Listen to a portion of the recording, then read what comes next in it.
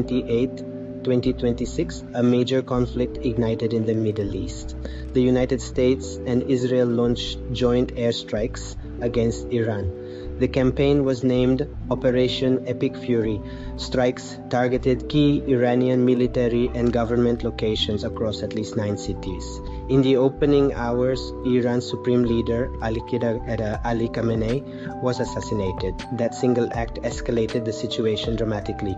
The world watched tension erupt into open warfare. The Trump administration cited 3 justifications. Primary goal, prevent Iran from developing a nuclear weapon. Second, dismantle Iran's advanced missile capabilities. Third, drive regime change in Tehran. Weeks earlier, security forces crushed mass protests, leaving thousands dead. The US then mounted its largest regional buildup since 2003. Iran's response was swift and forceful. Missiles and drones struck Israel, US bases, and US allied Arab states.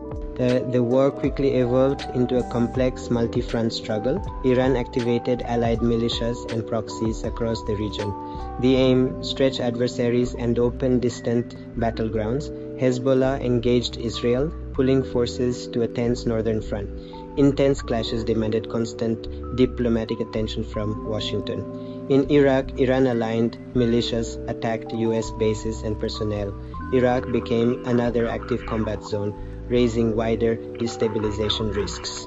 In Yemen, Houthi attacks targeted commercial shipping and naval vessels.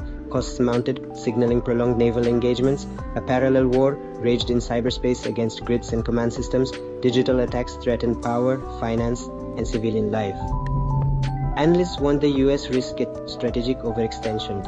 Even as Trump declared Iran's military decimated, proxy warfare endured. The war became a sprawling, interconnected crisis with no easy endpoint.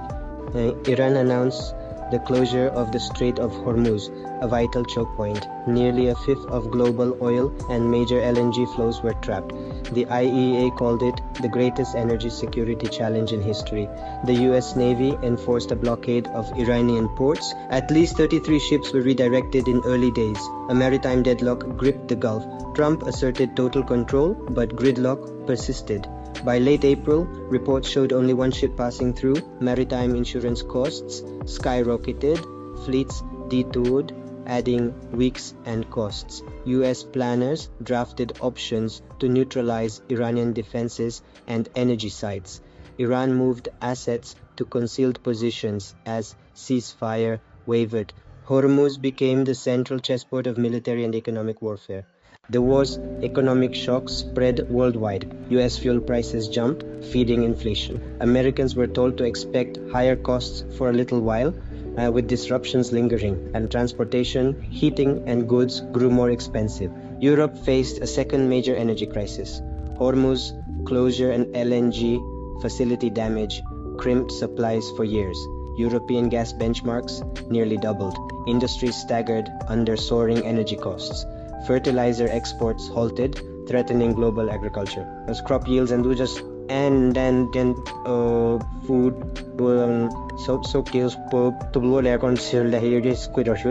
when we're at risk. Sulfuric acid jumped 30%, tungsten surged over 50%. Manufacturing costs rose from phones to building materials. Global interest rates spiked. Borrowing turned costlier. Warnings mounted. Instability and high prices could outlast 2026.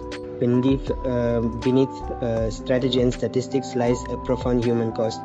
Communities across Iran, Lebanon, and Israel bore the brunt. Healthcare in Iran, already strained, was pushed to breaking. The US sanctions had doubled many drug prices, affecting 6 million patients. For those with diabetes and cancer, access grew perilous. Healthcare facilities were attacked roughly once every 6 hours. Capacity to treat the wounded collapsed in places. Over 20 Iranian universities were damaged, shattering aspirations. A generation's future was disrupted. Amid severe drought, Tehran's reservoirs neared 12%. Destroyed infrastructure threatened clean water and farmland. Displacement surged, straining neighbors and aid groups.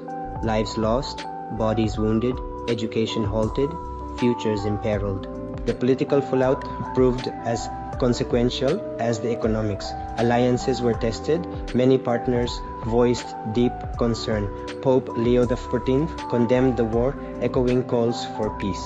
Tehran blamed the US blockade for precluding talks. A 2-week ceasefire on April 7th opened a narrow window. Talks stalled over core disagreements. The US sought a 20-year halt to uranium enrichment. Iran offered 3 to 5. Trump rejected it.